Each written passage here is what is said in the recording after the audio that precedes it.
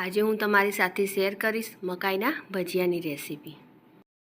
તો બનાવવાનું શરૂ કરીએ। તો તેના માટે પહેલાં આપણે આવી મકાઈ લઈશું। મકાઈના બધા જ દાણાને આપણે ચપ્પાની મદદથી આ રીતે જુદા કરી લઈશું।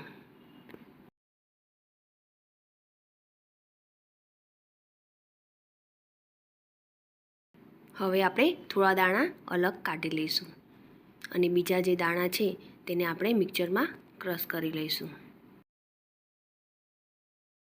હવે એક ખલ લઈશું, તેમાં 2 ચમચી જેટલા આપણે સૂકા ધાણા એડ કરીશું અને થોડા કાળા મરી એડ કરીશું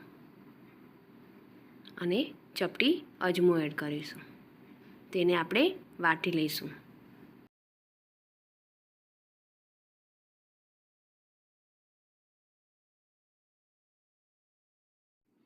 આ રીતે વાટીને મસાલો બનાવી લઈશું। હવે જે આપણે મકાઈને ક્રશ કરી હતી તેને પણ એક બાઉલમાં કાઢી લઈશું અને તેમાં મકાઈના થોડા દાણા પણ એડ કરી દઈશું। તેમાં અડધો કપ ડુંગળી એડ કરીશું અને જેમ વાટેલો મસાલો હતો તેને પણ આપણે તેમાં એડ કરીશું। તીખાશ પ્રમાણે મરચાં એડ કરીશું અને સ્વાદ પ્રમાણે મીઠું એડ કરીશું। 1 ચમચી જેટલો ધાણા જીરું પાવડર એડ કરીશું અને 1 ચમચી જેટલી ખાંડ એડ કરીશું અને 1 લીંબુનો રસ એડ કરીશું। તેમાં અડધી ચમચી જેટલી હળદર એડ કરીશું અને લીલા ધાણા એડ કરીશું। હવે બધા જ મસાલાને આપણે સારી રીતે મિક્સ કરી લઈશું।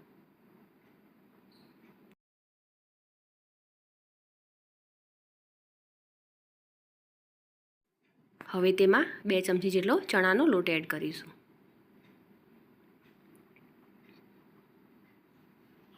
અને 2 ચમચી જેટલો ચોખાનો લોટ એડ કરીશું। હવે તેને મસાલા સાથે મિક્સ કરી લઈશું। જરૂર પડે તો થોડો આપણે બેસનનો લોટ તેમાં પાછળથી પણ એડ કરીશું। હજુ તેમાં આપણે થોડો બેસનનો લોટ એડ કરીશું। 2 ચમચી જેટલો આપણે બેસનનો લોટ ઉમેરીશું અને તેને મિક્સ કરી લઈશું।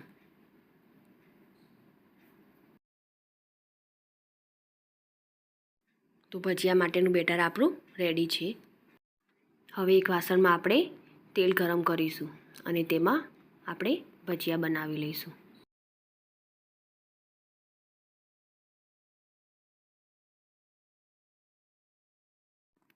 થોડી વાર પછી આપણે તેની સાઈડ ચેન્જ કરી લઈશું।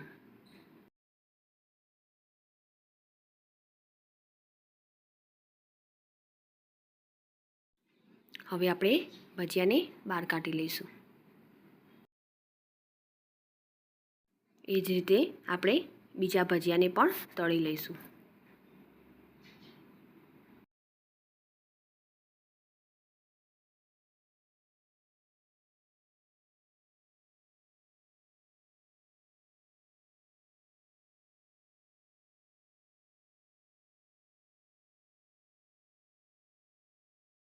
તો તૈયાર છે આપણા મકાઈના ભજીયા। તો તેને આપણે ડુંગળી અને મરચાં સાથે સર્વ કરીશું। બહારથી ક્રિસ્પી અને અંદરથી એકદમ સોફ્ટ બનશે। મારી રેસીપી તમને ગમતી હોય તો લાઈક કરી અને શેર કરજો। સાથે જ મારી ચેનલ સબસ્ક્રાઈબ કરી બાજુ આપેલ બેલ આઇકોન પ્રેસ કરજો, જેથી નવી રેસીપીના અપડેટ તમને મળતા રહે।